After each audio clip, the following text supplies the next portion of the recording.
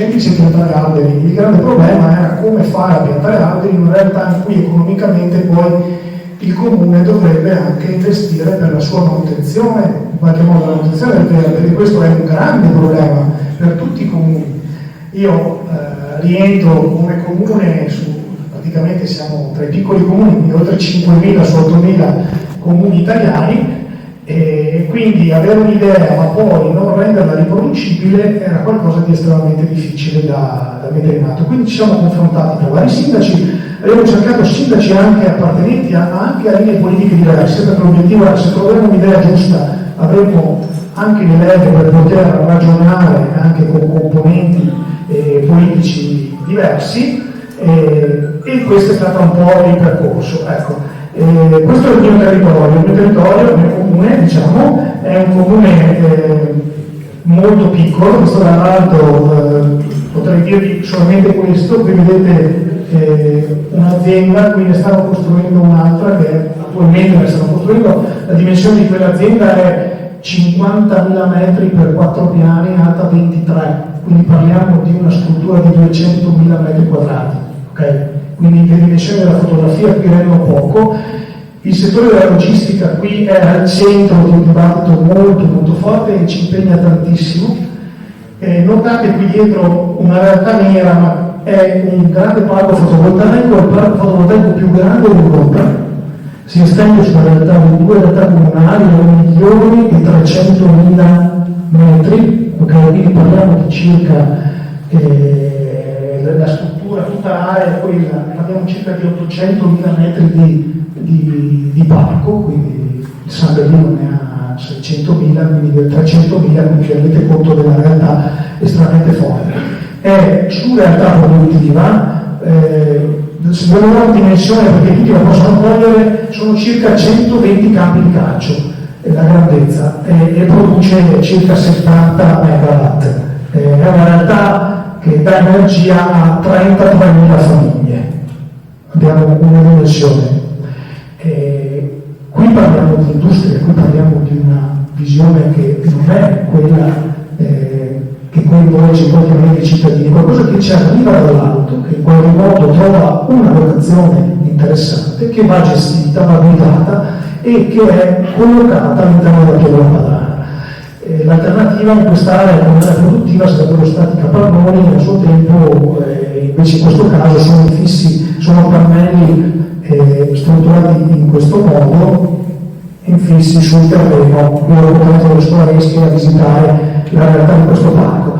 Ecco, sotto notate quel grande capannone che stanno attualmente costruendo, e chi passa per la Traspolesana lo può vedere. Ecco, vediamo, torniamo un attimo indietro per mostrarvi questo. Che cosa abbiamo cercato di fare per gestire questa realtà e contemporaneamente mantenere, come dicevo prima, quella ricchezza relazionale all'interno delle comunità e mantenere la comunità attenta al territorio e anche a una sensibilità ambientale. Abbiamo costruito, concluso in questi giorni, un parco di 8.000 metri, che è quest'area centrale all'interno di questa piccola realtà comunale, e collegato dove è possibile con ciclabili tutto il percorso ad altre realtà. Inoltre il comune di San Bernino è il primo comune veneto che ha ottenuto il cablaggio in fibra in quanto area bianca, quindi è un comune che oltre che per l'investimento industriale ha questa opzione che potrebbe favorire ulteriormente le imprese a scegliere questo territorio. Da dove nasce l'idea? Nasce da qui, cioè la constatazione che la pianura padana è un disastro, quindi l'aria, in parte l'acqua e altre cose ci condizionano tantissimo, e quindi noi ci siamo inventati un progetto condiviso con altre realtà del Palazzo Paolano e del Vicentino. Adesso spero di riuscire a farvelo vedere, così avete un'idea molto più chiara se funziona anche l'audio. Vediamo se riusciamo a farvelo vedere. Vediamo un po' se si carica.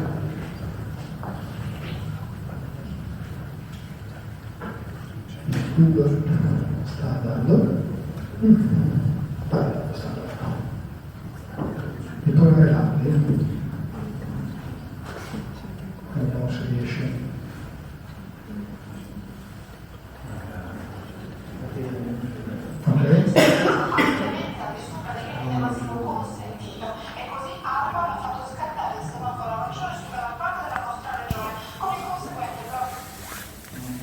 quello non c'è.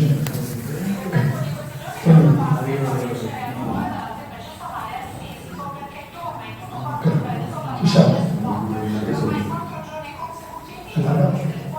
Perfetto.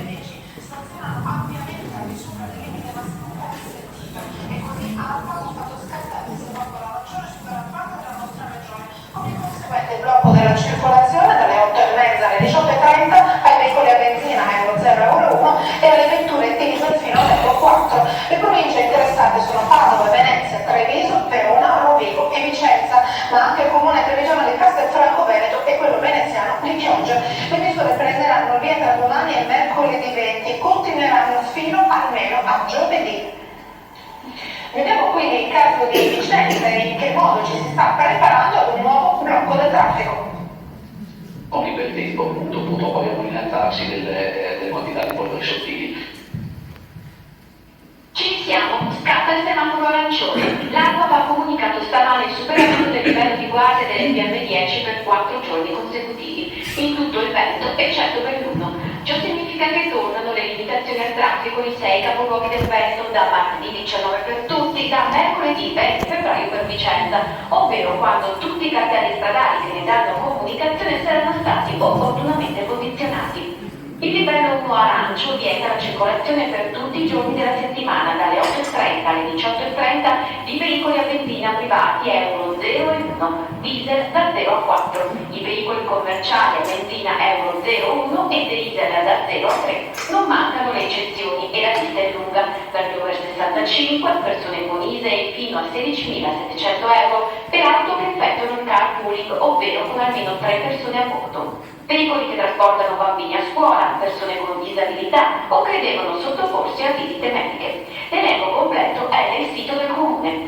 Il divieto rimarrà in vigore fino a nuova revoca. La prossima comunicazione ARPA sarà il 21 febbraio. E nonostante tutto in Veneto siamo capofila di un progetto green che vede in questo caso il comune di San Belier, provincia di Rovigo, a farlo da padrone e insegnare a tutti come fare per rispettare l'ambiente. Vietato non copiare. È lo slogan di San Bellino, piccolo comune delle Polesine, top nazionale per valorizzazione e tutela ambientale per il miglioramento della qualità della vita dei cittadini, ragno 100 metri d'Italia. Un riconoscimento che ha portato prestigio al suo primo cittadino Ado D'Achille, che è stato scelto come coordinatore regionale per il Veneto dell'Associazione dei Comuni Virtuosi.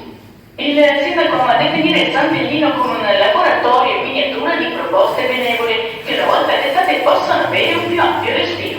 È il caso del progetto Green Ridiamo un sorriso alla pianura padana, un protocollo d'intesa capitanato da Achille per la piantumazione del verde che unito vede 10 realtà comunali tra Padova, Vicenza e Rovigo. Un progetto che vuole contrastare insieme ad altre forme di riduzione delle emissioni l'inquinamento che ci attanaglia tutti e che l'inquinamento dell'aria non segue assolutamente i confini dei comuni. E dopo il viaggio a Bruxelles, nelle sedi dell'Unione Europea su invito dell'europarlamentare Zoppoli, componente della Commissione Europea all'Ambiente e alla Mobilità Sostenibile, e il premio a Roma, Palazzo Madama, adesso c'è la guida dei comuni virtuosi. È una rete di enti locali a livello nazionale che opera a favore della gestione della cosa pubblica all'insegna della sostenibilità. Rimaniamo a Rovigo perché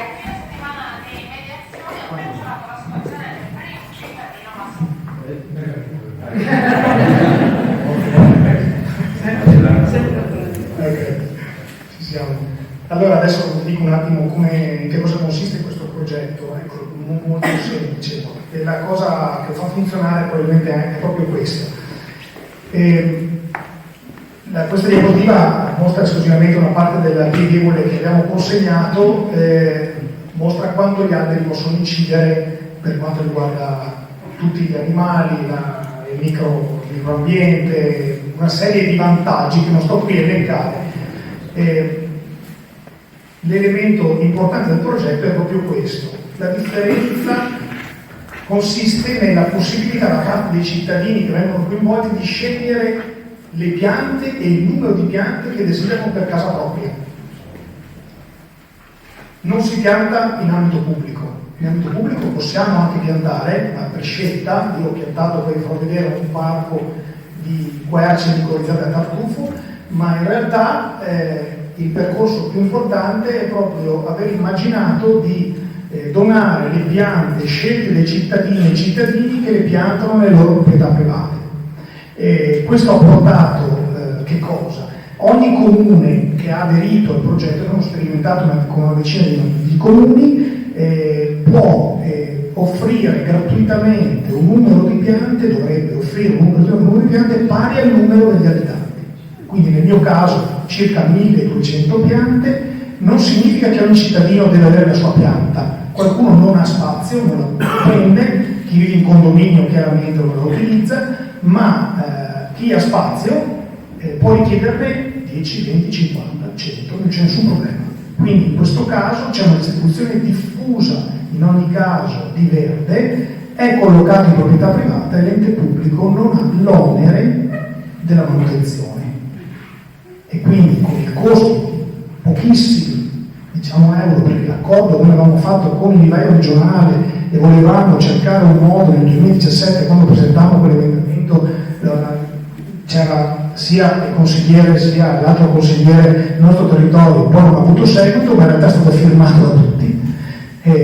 Quell'emendamento aveva lo scopo di permettere alla regione di sostenere il proprio vivaio regionale, non dare soldi ai comuni, non far circolare denaro, ma i comuni dovevano esclusivamente richiedere un numero di piante pari al numero degli abitanti, piante selezionate, autoctone e gestite direttamente dal livello regionale, quindi con un controllo diretto da parte della regione su quel vivaio. Ecco, questa era l'impostazione generale del progetto. Il progetto, come avete sentito dal video, è stato preso in considerazione in vari ambiti, devo dire, un po' meno in Regione Veneto, anzi devo dire tutti lo sanno in Regione Veneto, ma in realtà non ha avuto seguito. L'abbiamo proposto noi come una sorta di tantam a Roma per questo premio, a Bruxelles, invitati per questo motivo, per spiegare le varie caratteristiche nei dettagli, ma alcuni comuni anche importanti lo hanno già adattato ai capoluoghi di provincia. Verona ha già adottato il progetto e sta piantumando 250.000 alberi, quindi sta lavorando prendendo in considerazione anche spazi diversi, ridotti, considerando la città, ma estremamente efficaci, che l'hanno già adottato con gli atti di delibere. Quindi noi, avendolo sperimentato, potevamo dare e vorremmo dare ai comuni 0 incombenze per gli uffici, perché questo è il grande problema. 0 incombenze per gli uffici, perché siamo ridotti tutti come personale, ma poter in qualche modo essere efficaci fin da subito. Allora, il problema degli alberi, qui non so perché mi è saltato una parte, il problema degli alberi in realtà non risolve tutti i problemi, perché per quanto riguarda il cambiamento climatico ci sono 2 frange fondamentalmente su cui puntare. Una è la diminuzione, chiaramente, dell'assorbimento del CO2, quindi la mitigazione, usiamo questo termine che è molto più facile, quindi mitigare i problemi legati all'ambiente, ma l'altro, che è ineluttabile, è l'adattamento. Cioè dobbiamo trovare strategie per permettere l'adattamento, perché questi cambiamenti ci sono e ci saranno, queste bombe d'acqua ci saranno, queste isole di calore ci saranno. Ci sono esperimenti in tal senso, in questa direzione. Prima è stata citata Albarella, lo studio fatto da un architetto francese dopo il Fortunale che c'è stato e ha distrutto tutti gli alberi, il quale ha deciso di ripiantumare i boschi pensando alla direzione dei venti, in modo tale che in questo modo il bosco ha un senso pensando anche in futuro a quello che può capitare di impattante sul territorio. Ecco. Quindi un modo intelligente. Che cosa possiamo fare? Qui sotto le mie immagini mostrano esclusivamente una questione di verde come qualità della vita, e sotto un tentativo che è quello di piantare piante micolizzate a tartufi. Ho piantato 1 ettaro di piante micolizzate a tartufi pensando di cercare delle leve utili per l'economia agricola. Se riusciamo a trovare una leva per l'economia agricola, in realtà gli agricoltori gli alberi li vedono molto spesso come legna d'alberi, e questo è un grande problema. Okay? Quindi o troviamo delle strategie nuove. Ecco, io sono insegnante all'Istituto Agrario di Santa Apollinare, adesso stiamo provando a lavorare su una subirrigazione per creare un campo da golf, dobbiamo creare un grande campo da golf, ma l'abbiamo provato anche sul mais questa cosa, e ha lo scopo di diminuire i pesticidi. Cioè, avendo la possibilità di dare l'acqua da sotto, impediamo di sprecare tantissima acqua, che ha una questione di evaporazione, ma anche di insetti che vanno poi su quella pianta grazie all'acqua, e stiamo cercando di sperimentare un percorso diverso. Ecco, quindi ci sono, come dire, tantissime cose, e concludo solamente mostrandovi queste immagini che forse tutti conoscete, che dice un albero in più è il progetto promosso dalla comunità Guardosì, ma contemporaneamente da il direttore di Slow Food, che ha proposto questa cosa, ed è straordinaria. Dice: dobbiamo piantare un albero pari al numero degli abitanti italiani. Fantastico. Noi potremmo dire oggi che ci sarebbe un metodo per farlo, ed è quello di quel progetto che si chiama Ridiamo il sorriso al Pianoro Padana.